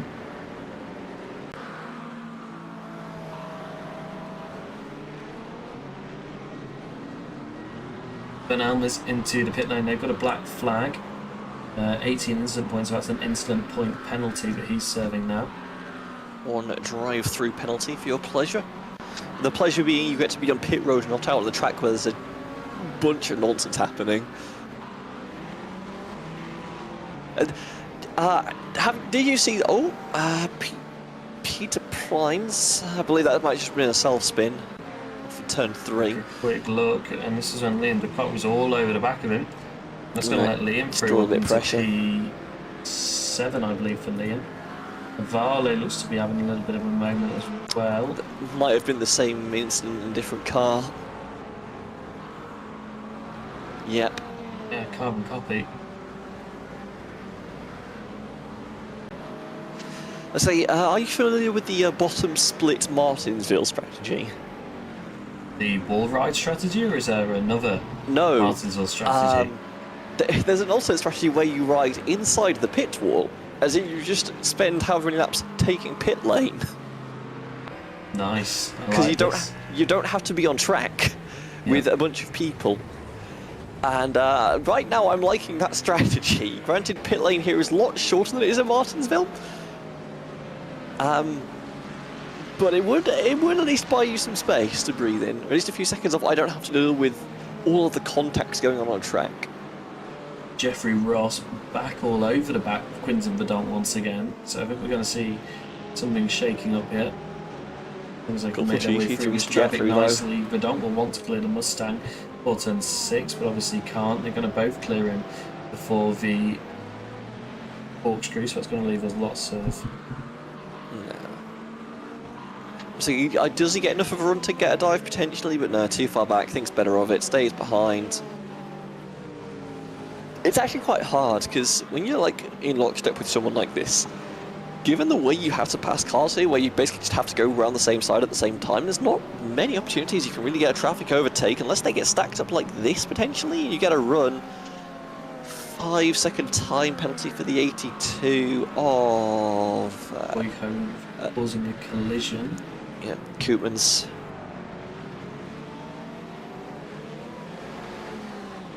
Still can't find a way by in turn 1 for Jeffrey Ross, and now ET3 Yeah. in between him that's going to cause him a bit of pain.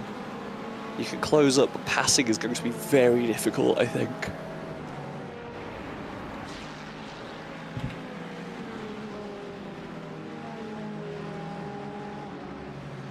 So, Seaman leads Van der Wacker and Arten Klikhoven in the GTP field with Verdonk not too far behind, actually. Ross has actually been brought back into the fight as well. This is actually going to be a bit of a scrap for P3 here.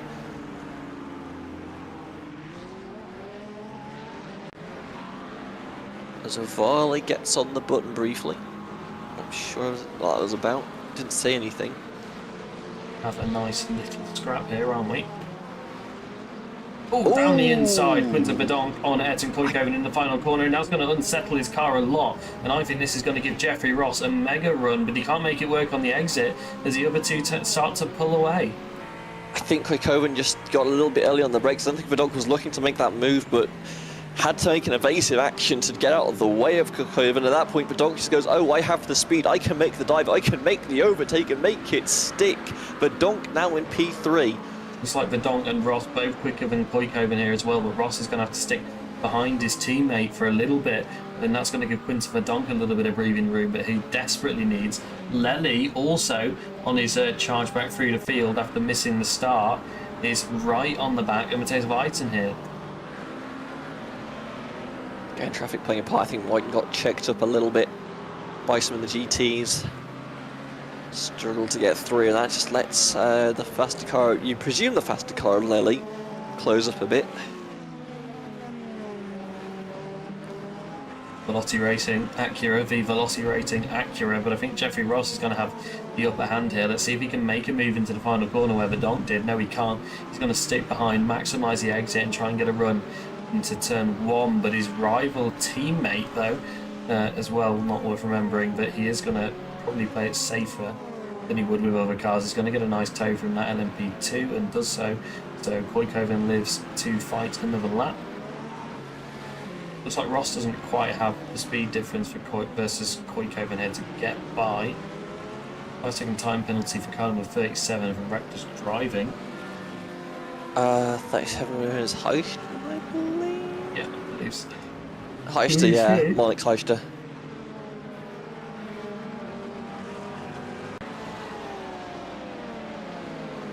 And race control still at lap 5.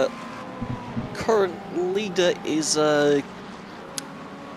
Seaman, who I have as lap 31, just to give you some idea of how much those are laps stacked up.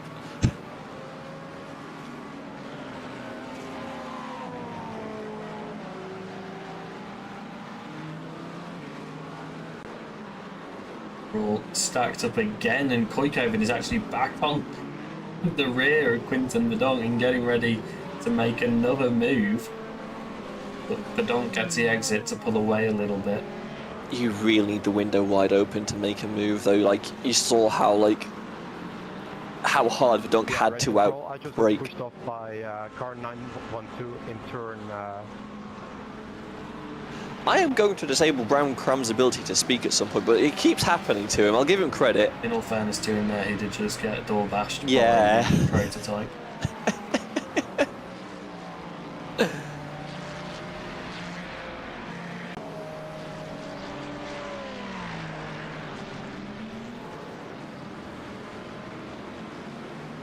Brown still running P6, but a long way off the lead at this point due to that series of incidents. Nor Zohani. Close to Daniel Morpier. Ford Mustang versus BMW. So they make their way through. Who is that? Is that a lap? Oh I think no, that's a lap that is car, a and that car. lap car is going to tag Zahani as he goes through turn 2, and he's going to he's off track. He's thankfully off track. rejoin fairly safely here, very safely in fact. So big props to Nor there. That could have been a big penalty coming his way. He's avoided it. I'm not sure who that lapped car was he tagged with. I think it was Truman Scholten. Yes, it was. Who maybe didn't realise there was a second car alongside. Very, very unfortunate incident there for those drivers. Jeffrey Ross, Edson Koiko, and Matthias Weissen all in the pit lane as well. So everyone is on the same page about that. Daniel Reneke quite close to Pete Greens here in front for a move, but he's got a couple of GTPs in front of him.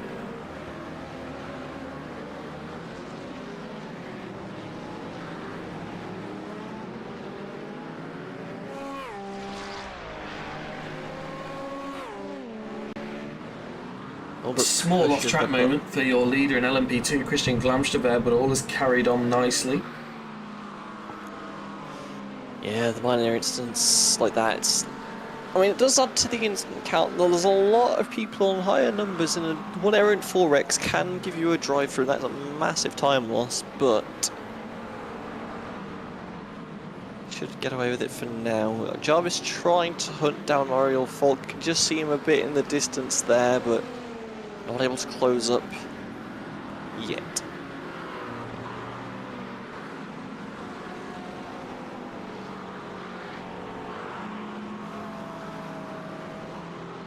To keep you focused on the closest battles at the moment. This is Adam Jarvis, who's got not just Oriel Falk around a second in front of him, but Ivan Ubera just over a second behind him as well.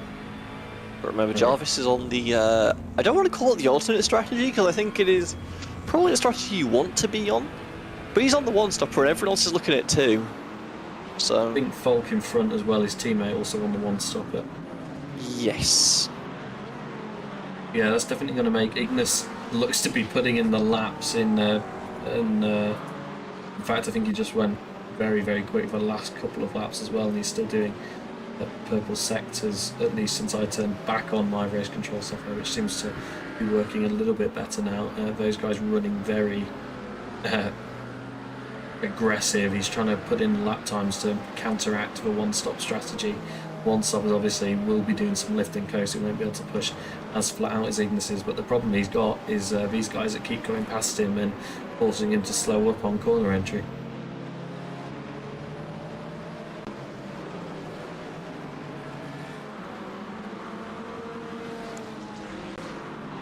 Snellerfields. I don't know, it should be quieting down, but the action's everywhere. There's just too many cars for this track as Elmer's gets a little bit of a shot to the back there. Yeah, Elmer's trying to make his way past the pro car of Ligari in front of him. Just a couple of attempts to separate these guys. Simon Bamber dinged for causing collision into class there. 10-second penalty for him. Not a great day for 916, but not spoken about LMP2 too much so far today, apart from a couple of incidents that we've seen. They've been fairly spread out, I think, due to the way that they hit the traffic, but Sebastian van der Heuvel is right on the back of Emre Kamaldar for P2 in class. We are going to get a little bit of spiciness for the podium. We can see that this is about as close as you can be without hitting each other. He's flashing his lights, the warning that he's going to send it. And that's not a send warning. If that's a send warning, then that's way too far back. I think that's a, I'm not happy with you in a previous corner set of lights. Emre defending very well there into turn 1, but then it looks like the Heuvel almost ran into the back of him during turn 2, so I wonder if he's just slowing up a little bit to force Sebastian to check up a little bit mid-corner, which he'll not be very happy about. Anthony Claranta in the 40, I believe. Yeah, he's a long way back there. In fact, that's tell a lie. He's only 4 seconds off the back of Sven Elmers. That's going to impact his progress. Yeah. Make it 14 then, because that's a 10-second time penalty for interclass collision. And again, race control still only at lap 6. I don't envy them. No, I will probably be reading you some provisional results at the end of the race today, and And then the proper results will be posted on the website and in the Discord in due course. And I think me and Kirby might be spending a little bit of time reviewing the full race results with race control as well.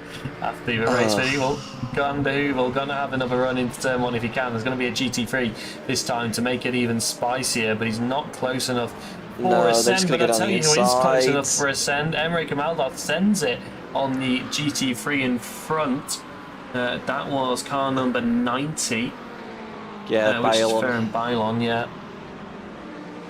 Yeah, like you have to make that move if you're the lead car of KL.A. Like if you stop, you know you're going to get dived. You have to be the aggressor in situations like that. And just unfortunately, I think the GT3 might have expected a little bit more patience that couldn't really be afforded. Unfortunately, fair. It was a robust shot. No. Thinks better of it. Worth noting as well that Van der Heuvel has 14 incident points, but Emre Kamaldov's racked up 17, so one more, and that'll be a penalty for Kamaldov. So he can't afford an off-track or any contact at all, although contact would also send Sebastian Van der Heuvel to the pit lane for a drive-through. So this is really, really interesting. These two have got to be on their best behaviour as they come to blows.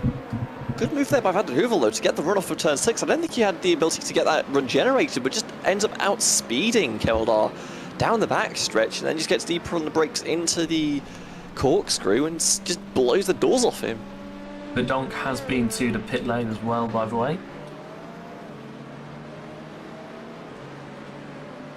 So take another look at that. And White and Gutierrez going side by side. I think White should have the run for P6 this is. That is weird for me to say, Whiten fighting for P6. However,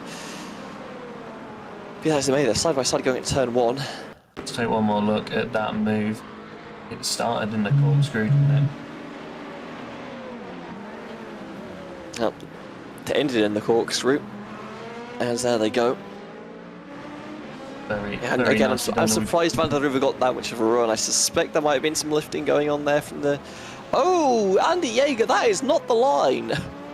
Let's take a look at how he ended up off track. Just going to be running a little bit deep, is it? There it is. It looked a lot worse than it actually was. Looks like he made the smart move to bail out when he did. Jeffrey Ross back on Quinta Badong once again. I think this is round 4 for these two. It's definitely somebody. Emre Kamaldov just jumped to the pit lane, in fact, yeah. Let's take a look what happened to Emre.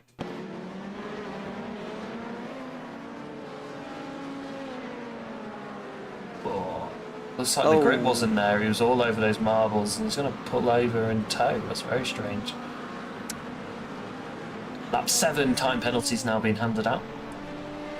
I feel like I've got deja vu though, because I think I've seen an exact copy of this penalty for Glenn van Dooijvoort. Not holding brakes and causing a collision, 10-second time penalty. As Keldar does in fact leave the session. I think we've got a lot of unhappy drivers today. I think there are a lot of people frustrated with the way their days have gone. So Ross gets a little bit too wide and exit turn 6 there. So Oriol Falk is the highest driver in GT3 that's running that one-stop kind of sort of the alternative strategy. If you look on pure numbers, worth pointing out that his last lap round was about a second slower than Vincereski's, and if that's been consistent, it's going to put them very close when all is said and done at the end of the race. But you got to remember that old adage. Traffic giveth, traffic taketh away. So it's going to be a case of, is that lap because Vincereski is able to put the foot down more, or because Falk is dealing with traffic more? I don't have the answer. It's going to be one of those things that shuffles out, because you'd have to believe these... Well, they've got 12 minutes left in the race. It's about a second quicker than what Falk is able to do, but obviously that's all dependent on tow as well.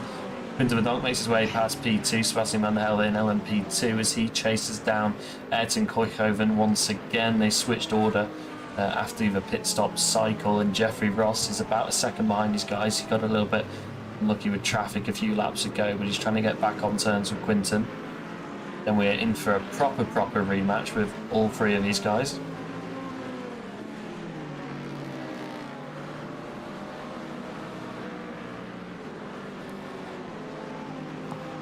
just to go back on the Michowski's fault thing, I guess it would be a case of you would need to lift that much. Then I thought this fuel saver would be a bit easy for the McLarens, but if they're needing to lift that much, pit stop is again not a massive one here. It would only be a splash and dash towards the end for Michowski's. It might work out for the Acura, but again, still 10 minutes and change left in the race before we take the checkered. Still plenty of time for things to go horribly wrong for any driver, to be fair. We've seen how dramatic some of these collisions have been already, and the attrition rate that this race has provided. Worth pointing out that a couple of these front runners are pretty high on instant points as well. Jean-Paul Seaman is on 12, so a couple of mistakes and then maybe contact when he's trying to get through some traffic could cost him the win. Dave van der Back behind him is only on 5. Quinton Bedonk is on 16. Jeffrey Ross is on 16. Mateus Biden is on 14. Alvaro Gutierrez 13. Alessandro Lelli 14. Carlos Pons 13. And Juanto Avali 16. So all of these guys are at risk of a drive-through if they have another 4X. Sebastian Manderhubel is on 4. Christian Glamster's done a mega job to be running where he is and be on 7, although Christian Glamster is now stuck behind a blue flagged car in a blue flagged car, but that's contact on the straight. That's Pete Preens, who should have been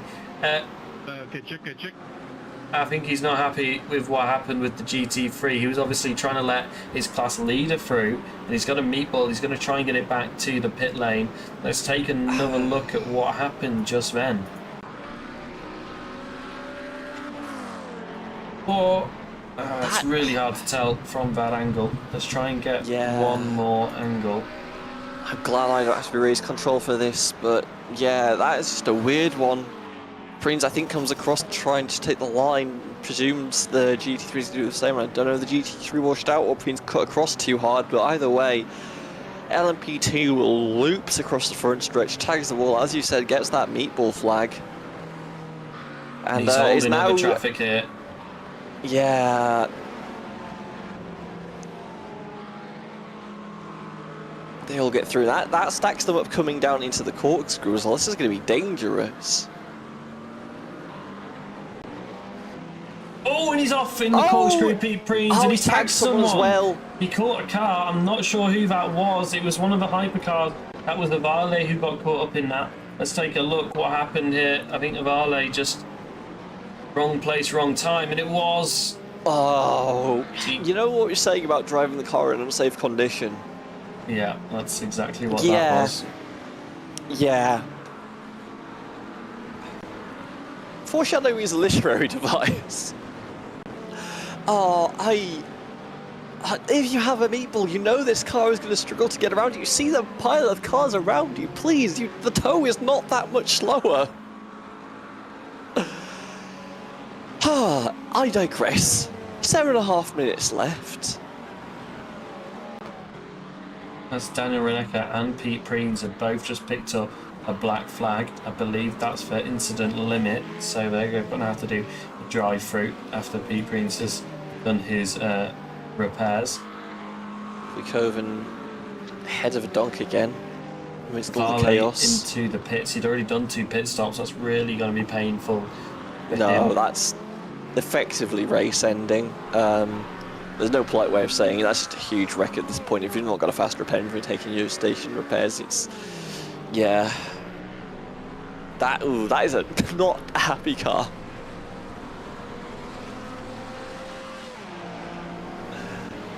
Badonk still the closest car to making a move, and he has been a lot of a day today on the back of Koikkonen. We've seen him make the move before. He did it kind of in the final corner last time and finished off the move in turn 1. Ignas Vincerevski's yet to go to the pit for the final time. 7 minutes to go. He's going to have to do a splash, we would assume. Ponce, I believe, is coming for that splash as well for the hypercar fields. Carlos Ponce had... Yes. Yeah.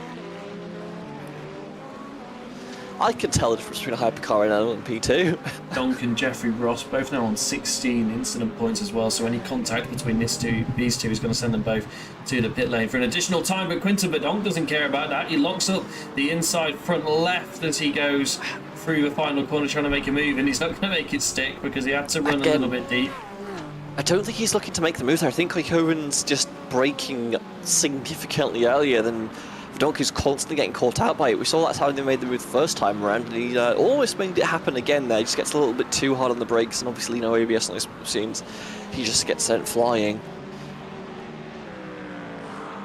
But yeah, just very aggressive from the Pandemonium Mini Sports driver, trying to make this move happen. The GT3 still in the wrong place at the wrong time for him.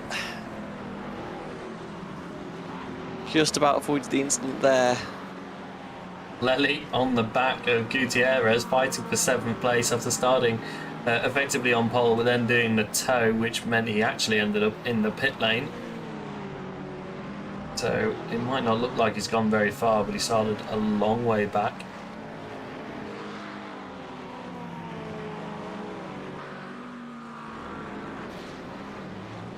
Oh, Ross checks up massively on the back of a GT3. I think he's falling back off the pack of a battle for P4, as it were. It's now Verdonk still chasing Koikoven. Time ticking down now in the final 5 minutes. Surprised we've not seen some of these GT3s in for a splash yet. I've seen a couple of them in actually, because Ignis is the only one now out ahead of Falcon Jarvis. Yes.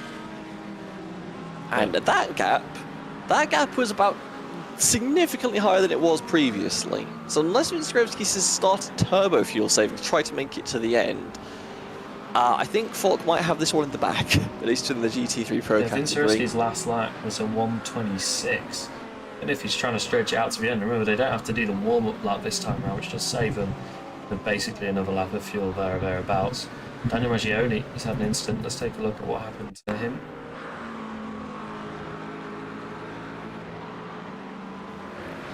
There's a 2X who's lost control somewhere running in. Oh, Roberto Kovacs definitely had an incident. There's the spin for Maggioni. Kovac and Matthias Viton have come together. Let's take a look at this one. No, Viton was fighting for a high position. There we go. And they've fairly got away with it, to be honest. It's a little bit of damage on the GT3, but no spinning. I do like just the magically disconnecting rear clip that these GT3s seem to have. There's the contact, and then the bumper just goes, "Nah, I've had enough." You touch me, I'm gone. That's the logic of the rear bumper. Gelnberger just on comes the off back with one piece Morphy. as well. It's great. Gelnberger 40 seconds in the leading class.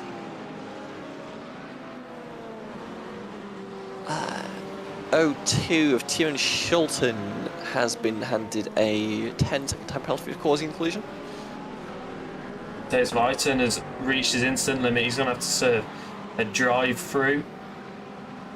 It's going to cost him 19 instant points he's hit, so gone above the 18, and that will be a drive-through. Glamstert and Van der Heuvel in the pit lane for their splash. Ryan G. Walker is out on track. I don't know if he just hasn't made his splash yet, or he's already done 2 stops. I don't know, Kirby, if you have that. Walker Laps since pit showing 3 for me, so I think he has made a splash already. I have Walker as pitting 4 times. I'm not sure what's going on there. I wonder if no, he's not served the drive-through. That's very strange. It doesn't matter though, because Glamstert and Van der Heuvel have come out in front.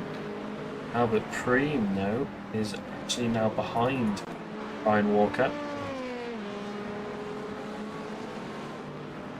Glamstert has sort of just led the field from the word go. For LMP2s is I don't recognise the name. Roberto Kovac, is it? Yes. Andy Yeager off in the gravel. Yeager's not had a great day today with her off tracks. GLR driver in the LMP2 field's been shoved wide a few times now, as Verdonk still hounding Koikoven. I said he wasn't trying to make the move earlier.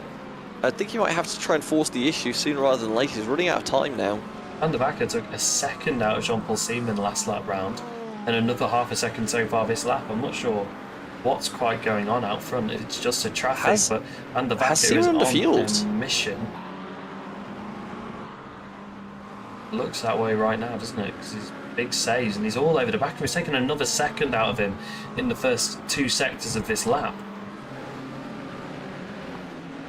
Van der Backer's flying, but Seaman is definitely slow down. There's another lap to go still. Yeah, it would be one to go as we take the line.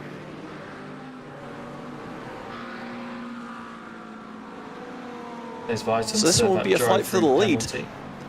Through everything we've had so far, we are at least going to get a race to the finish in the lead category, so I'll take it for what it's worth. White flag, one to go. Here we go. Looks like Siemens come back to life a little bit. The gap not going down again.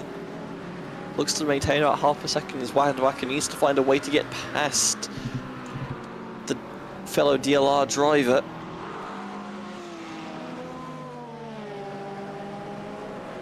You can see it given an opportunity, and they are very few and far between on this track.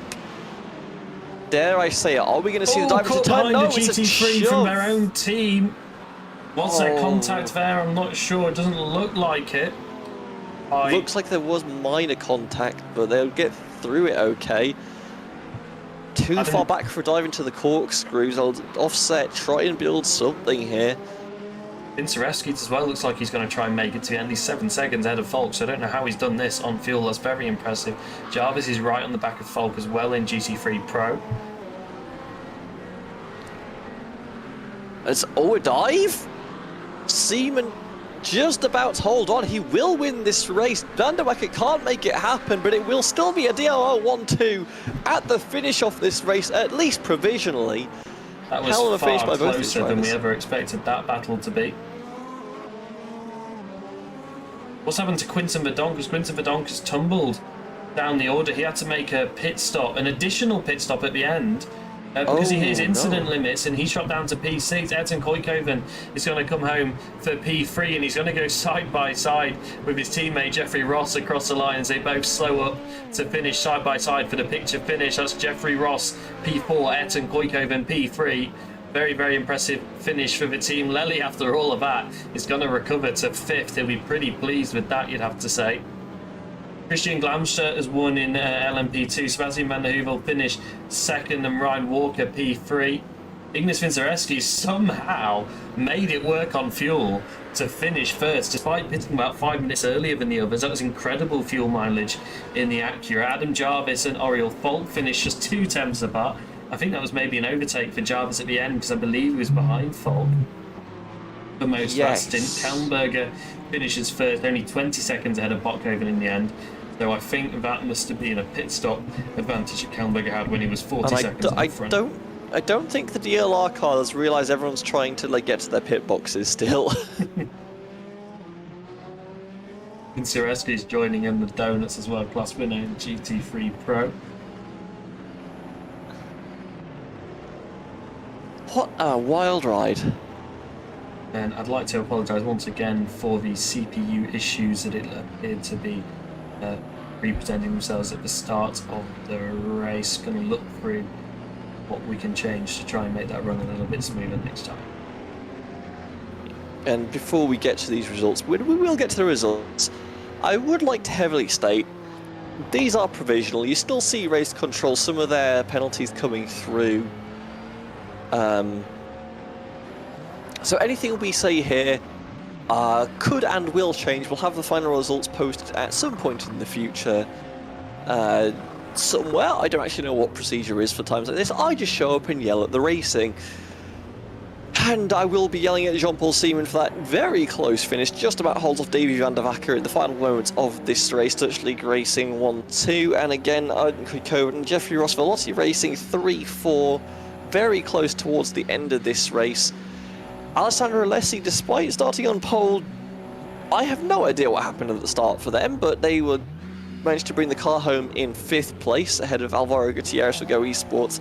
Quinton Verdonk, after taking that late race drive-through penalty, ends up in 7th place. Matthias White in the last car on the lead lap comes home in 8th for DLR.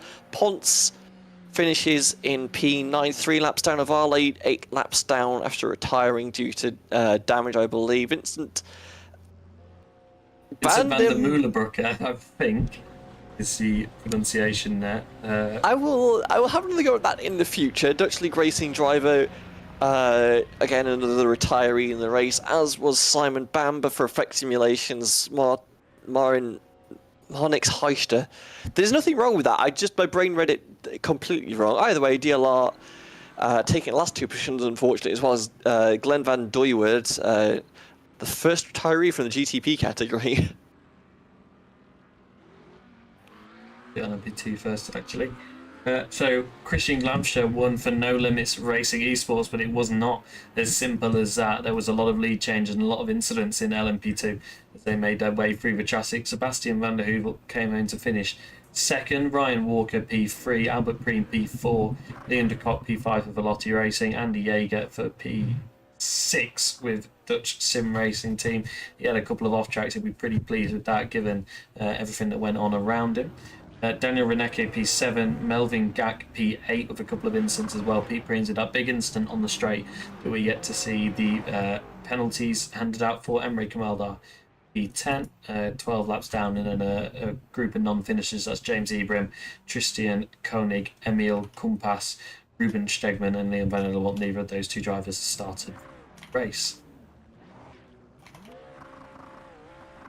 GT3 Pro. Ignas Vincereskis is your winner, doing that mega fuel saving in the second stint. That was absolutely incredible to witness. We did not think he was going to make it to the end. Adam Jarvis P2 and Oriel Falk, those two also both doing the fuel saving strategy and just doing the one stop. Luigi Nespolini for 07 Racing comes home in P4, Daniel Moore P5, Ivan Ubera P6, Massimiliano Legeri P7 after a couple of incidents in that race. Matteo Batali P8, Baron Barilon P9, Daniel Maggioni P10, Norzai Khani P11, 3 laps down, and Robert Kovac 6 laps down in P12. Toby, I'll let you take the AM drivers. Yeah. And it'll be Michael Kallenberg leading those ones home for Motorsport. Senna Coven, not able to stay on the same lap for Veloci Racing, will be the first car a lap down despite being in second place. Sven Elmas, Privateer, will be P3 ahead of Anthony Quarancha for Drakenheim Racing Team. Jim Scholden for DLR comes home in 5th with ahead of Bram Kran, who ended up in the wars a lot more than he would have perhaps wanted for ERA Esports Racing Team. Matteo Lemre and Quentin Bossi-Sibo, both retirees for Drakenheim Racing Team, finished 7th and 8th, ahead of Nicola Monti for Monti GP, and Sander de Boer for ERA Esports Racing Team. Hello guys. Hello. Hi Ignas, we'll go to you first. Winner in GT3 Pro. I think the main question we're going to have is how did you make that work on fuel? Because the other two guys that did the one stop obviously pitted quite a few laps after you, so we were really impressed to see you make the full distance. Well, I did 2 pit stops, so I just kind of pretty much I knew before coming to a race I had to save so much fuel. I just decided like I couldn't do it, like it would be such a tight margin with Acura being so thirsty. So I pretty much pushed every lap, and thankfully I put enough gap and just kind of came in front of Folsch, and just that kind of worked out for me really well. I was completely prepared to just hunt him down and try to overtake him, but luckily Alopets came out for in front. Yeah, I think we missed that stop then, so Yeah. Congratulations. You must have been very quick then to Oh come yeah, out that's ahead a of those redemption guys. from my mistake in Long Beach. So happy today. So I do actually have a question. I only have you listed as having a 4X on our software here. How the hell did you stay out of so many incidents? Really easy. I saw GTP or LMP coming in, I would just move away and hope for the best. Honestly, like I've been losing sometimes here 3-4 seconds a lap. Yeah, I would just try to get out of the way as much as you can. And because I was in front, like there was like some gap, I was alone, so they could easily just overtake me. So that was also a plus for me. So really worked out for me being in front in the clean air. Okay, well, congratulations. We'll go to Michael next. Michael, you obviously won in GT3 AM. How was that race for you? I mean, it kind of looked like it was not plain sailing, but you had a nice gap most of the race, so was the main difficulty the traffic? Yeah, managing it and try to avoid everything that's diving into the corners. And yeah, as I said before, we went 3 wide into the corkscrew. That was a bit of a scary moment, but yeah, overall it worked out. Tried to save as much fuel in the first stint as I could. And yeah, at the end I had to do a splash and dash, but yeah, it worked out quite well. Stayed out of trouble as always, and yeah, made my way up to P7 and P1 in AM. Congratulations. It was, yeah, we didn't see much of you because it was just a very clean, very clean, Yeah. very well put together race. So congratulations. Yeah, thank you guys. Senna, I know the timing board says you were a lap down on our screen. You weren't a lap down, of course. That's just, I think Michael did one more lap because of where he was with the traffic. How was that race for you? Yeah. Well, quite chaotic. I managed to stay out of most incidents. I had a scary moment where Sven Almers spun in front of me. I had to avoid it by going onto the gravel. But most of it was quite good until I got punted off by a GTP, which kind of put my whole strategy into the trash can. Immediately went into the pits, had to use my fast repair, and then it basically just went its way. Made my way up to P2 and just went from there. Yeah, well, congratulations. I mean, not much else to say. I think there was a couple more moments for you, but it was just sort of clean and efficient. You guys avoided the incidents that maybe other people didn't, and so moved you up the order. Yep. All right, well, I think we'll leave the interviews there unless there's anybody else in the waiting room. There is not. So thanks, guys, for joining us, and for everybody else who's watching on stream. I'm just going to double check this, but I believe that we are back next week for a race at Gilles Villeneuve, and then another one after that at Le Mans. So triple header for you guys. And like I said, the highlights for Long Beach should be out later this week. Kirby, I don't know if you've got any other closing remarks before we head off. Laguna Seca is a very nice track, and I do love it dearly, but I hope that we don't have it on an IMSA schedule again for a very long time after this. I've seen it once and that was enough. Yes, I very much get that. Very, very chaotic race today. Race control, obviously, still making their way through the incidents. And as we said before, the full official results will be sent out later today and published on the website a couple of days later. So thanks for everyone that joined us, and we'll see you next time.